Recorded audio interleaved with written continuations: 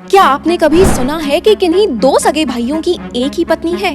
जी हाँ, ये कोई मेलोड्रामा, कोई सीरीज या कोई कहानी नहीं है, बल्कि ये एक असली घटना पर आधारित सच है, जिसने बहुपति विवाह की लहर को वापस जागरूक कर दिया है। न्यूज रिपोर्ट की माने तो हिमाचल प्रदेश के शिलाई गांव में एक अनोखी शादी देखने को मिली है।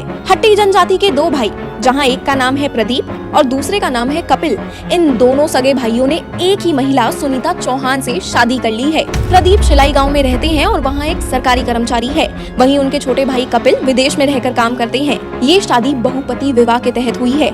अभी मैं आपको आगे एक्सप्लेन करूंगी कि ये कौन सा विवाह है। दरअसल ये जो प्रथा है वो इस जनजाति में सदियों से चलती आ रही है।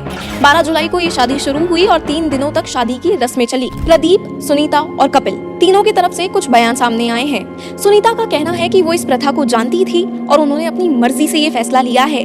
प्रदीप और कपिल का भी कहना है कि हम तीनों ने म्यूचुअली डिसाइड करके शादी करने का फैसला लिया। ये हमारी प्रथा है और हम खुले तौर पर इसका समर्थन करते हैं। हम पर किसी का दबाव नहीं है और हम उम्मीद करते हैं कि हमारा आने वाला जीवन खुशहाल रहेगा। अब देखिए, इन तीनों की शादी तो हो गई है, लेकिन हमारी जनता को चैन कहाँ है? वो भी तो उत्सुक हैं ये जानने के लिए कि भैया ये प्रथा आखिर है कौन सी। चलिए ले चलते हैं आपको एक ऐसे सफर पर जहां हम जानेंगे कि ये बहुपति विवाह आखिर है क्या, इसको करने के पीछे क्या कारण होते हैं और क्या ये मॉडर्न इंडिया में अभी भी वैलिड है। भाई साहब, नॉर्मली भारत में एक पति और एक पत्नी का रिश्ता होता है, लेकिन कुछ जगह ऐसी है जहाँ पर एक पत्नी और 2 या 2 से ज्यादा पति होते हैं। अगर हिंदी में बात करें तो इसे कहा जाता है बहुपति विवाह और अंग्रेजी में बोले तो इसे कहते हैं पॉलीएंड्री। और जब पति एक दूसरे के भाई हों तो उसे कहते हैं फ्रेटर्नल पॉलीएंड्री, यानी एक दुल्हन और 2 सगे भाई। आपको याद है ना, महाभारत में द्रौपदी का विवाह 5 पांडवों से हुआ था।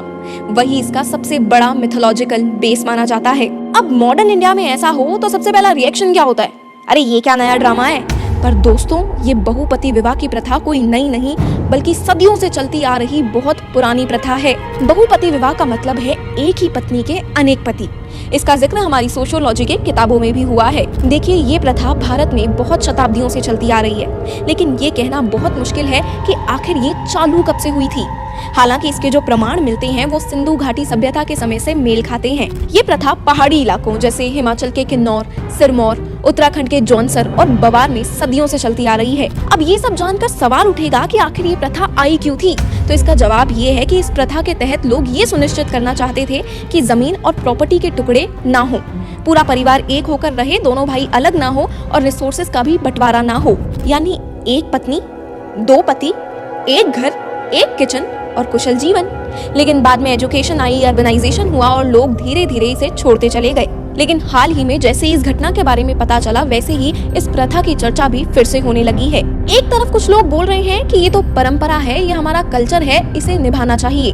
वहीं दूसरी तरफ कुछ औरतें बोल रही हैं कि यहाँ एक आदमी नहीं संभल रहा, वहाँ 2 कैसे संभलेंगे। कुछ फेमिनिस्ट ग्रुप्स का भी कहना है कि जब कंसेंट तीनों की तरफ से है तो समाज को इससे क्या लेना देना और क्या प्रॉब्लम।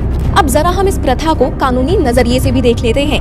ज्यादातर भारतीय कानून जैसे हिंदू मैरिज एक्ट 1955 वो बहुपति विवाह को मान्यता नहीं देते। हालांकि इंडिया टाइम्स की रिपोर्ट के मुताबिक ये बताया गया है कि हिमाचल प्रदेश के आदिवासी कानून के तहत ट्राइबल मैरिज को कुछ हद तक हाई कोर्ट ने मान्यता दी हुई है। इसीलिए आदिवासी इलाकों में हमें इस तरह के विवाद देखने को मिलते हैं, जबकि कानूनी तौर पर ये सब मान्य नहीं है। लेकिन फिर भी ऐसी कई परंपराएं हैं जो लगातार हमें देखने को मिल रही हैं। अब दोस्तों, जैसे हर कहानी के 2 पहलू होते हैं, वैसे ही इस प्रथा के भी हैं। अब हमने आपको ये तो बता दिया कि आखिर ये प्रथा प्रचलित क्यों है, लेकिन उसके नुकसान जानना भी तो जरूरी है। आप मुझे बताएं, औरत के इमोशनल राइट्स का क्या होगा? अगर आगे फ्यूचर में बच्चे होते हैं तो उनका फादर कौन? कितना ज्यादा लीगल कंफ्यूजन होगा। कौन जिम्मेदार है घर के अंदर और घर के बाहर? औरतों की इंडिविजुअल आइडेंटिटी का क्या होगा? ये सब सोचने वाली बातें हैं। देखिए, हम मानते हैं ट्रेडिशंस अपनी जगह हैं, इम्पोर्टेंट हैं, उनकी रिस्पेक्ट भी होनी चाहिए, लेकिन ब्लाइंडली फॉलो करना क्या ये ठीक है? सोसाइटी विकसित होती है, आज के जमाने में gender rights, mental health, legal clarity सब इक्वली इम्पोर्टेंट है। एक औरत का समझौता अब संस्कृति नहीं, उसका अधिकार होना चाहिए। हमें ये समझना चाहिए कि कानून, शिक्षा और सहमति तीनों मिलकर ये डिसाइड करते हैं कि कोई प्रथा वैलिड है या नहीं।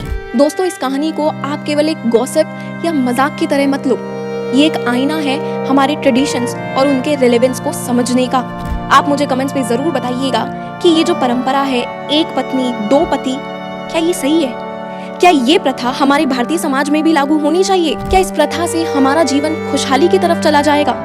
क्या ऐसी प्रथाएं, ऐसी परंपराएं हमारे समाज के लिए न्याय संगत हैं? मिलती हूँ आपसे अगले वीडियो में एक और नए मुद्दे के साथ। जय हिंद।